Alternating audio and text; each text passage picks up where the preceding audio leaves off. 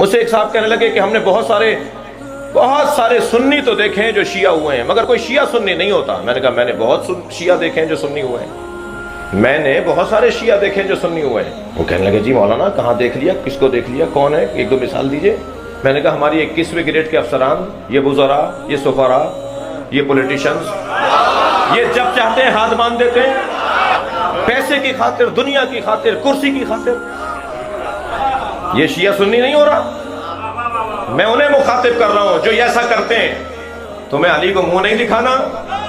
کمزوری کس بات کی ہے؟ پشیمان تو وہ ہیں، پشیمان تو وہ ہوں جو جاہلوں کو مانتے ہیں۔ آپ کو کس بات کی پشیمانی؟